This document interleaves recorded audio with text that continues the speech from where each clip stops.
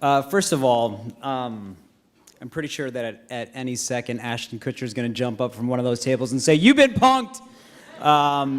Because I'm still blown away to join this distinguished group of individuals whose accomplishments far outweigh my own, as far as I'm concerned. At a university that means so much to me, so thank you for this incredible honor to everybody on the committee and for putting me in this position.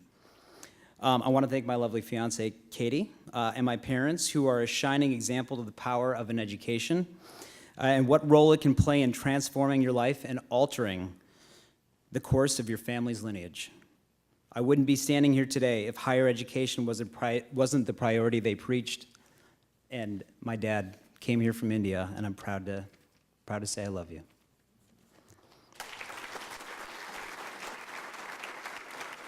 I'd also like to thank a handful of professors here at FSU, the great Steve McNamara, who's not here, Mark Ziegler, as if he doesn't get enough shout-outs from everybody at FSU, as well as Mark Roden, Jim and Dee Dee Garbarino, the folks at Seminole Productions, and all the folks at the FSView who felt like family when I was here at Florida State. As Scott said, professionally, I guess you can call me a storyteller. Whether it was as a student writer for the FSView covering Coach Sexton and the football team, for Seminole Productions, or the past 15 years I've spent in New York City and every corner of this globe. My job is to observe life and to tell stories. Stories of who we are, what we've been through, where we're going. My goal is always this: to tell you stories that have the power to teach us what we're capable of, and hopefully challenge and change the way we think about ourselves. But I want to tell you my favorite story. It's a story of what Florida State taught me, because it's truly changed the way I've viewed what's important to my life. Like so many that came before me and after, FSU made me want to soak up every piece of knowledge and information I could from every corner of this campus, whether it was a professor, a dean, a student, it didn't matter. I wanted to learn and I wanted to grow. I'd be remiss if I didn't tell you the story about this one guy, one guy who was here. Turned out he was a part-time professor, part-time employee, part-time grad student. I really didn't know what he did. I just heard this guy who had worked in television, made things that I wanted to make, and he was the person I needed to talk to. So I decided, you know what? I'm going to learn everything I can from this guy. Only there was one problem. This guy didn't want to have anything to do with me. I mean, nothing. He saw me coming down the hallway. He'd shut his door. He's like, I ain't got time for you. But after much persistence and probably a good amount of annoyance, finally this brilliant sage sat me down and over many sessions proceeded to tell me everything he knew about our business of television and his perspective on the way he saw our industry.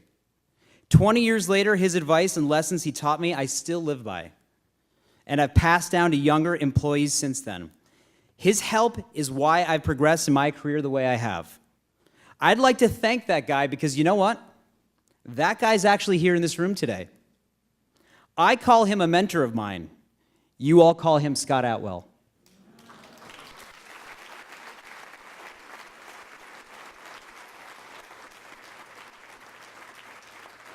Scott's was the type of leadership this school was comprised of, and the type of family this university was filled with. From Sandy Dallenbert to Bobby Bowden to Scott Atwell and others, this was a community that proved leadership wasn't a buzzword they put on an application simply to land a student to come into Florida State. Instead, they did what we tell every great storyteller to do: show, don't tell. Well, when I left school, let me tell you something. I walked out of here with the knowledge of Scott Atwell and so many people who taught me, and I'm telling you, I was a preeminent overachiever. But despite being an overqualified candidate, I couldn't get a job I wanted in the field I was studying. It was frustrating. And more importantly, it was humbling and very humiliating.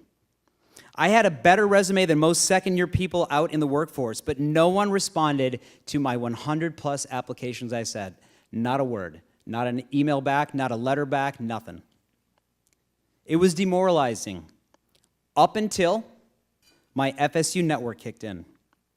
First job at Ron Sachs Communications, college buddy who worked there told Ron to hire me. Second job at WCTV, a colleague from my days at V89 radio station at FSU got me a foot in the door that turned into the weekday sports anchor job. Third job at MTV, my college friend passed along my resume on for a job in New York that I was 150,000% not qualified to do. And I really had no business even applying for. But I got it for one reason and one reason only, because someone in my Florida State network fought for me and went to bat for me. And that was enough to separate me from over 1,000 applicants who applied for the same job. Full disclosure, I still had to be a real New Yorker to start off and operate under the official New York State motto, fake it till you make it. But I'll tell you what, a light bulb went off in my head. If 3 people could get me my first 3 jobs, not because I was qualified, but only because they went to the same school I went to and were willing to fight for me, what would happen if every FSU alum could scale this model and replicate it with the 300,000 plus alumni that we have? And better yet, what if we all supported one another's lives and careers just as much as we support our football team on Saturdays? Then what would happen? What could be possible? And wasn't it my job to demonstrate that it's something that we could achieve to? I think this is why I'm standing in front of you today, because I've worked on developing a way to help FSU alumni forge a stronger community.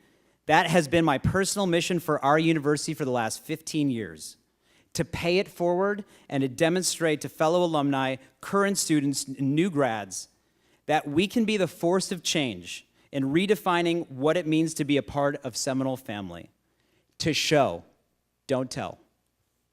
Over the past 15 years, I'm proud to say I've helped dozens of FSU alumni either land internships, get jobs, or sometimes just give advice or counsel over email or guidance in person. And there's one right there who's recording the video for us right now. Because sometimes that's all a kid wants, is a leader like Scott Atwell giving them a helping hand or a piece of sage advice that can change their view on life. This is what it's all about.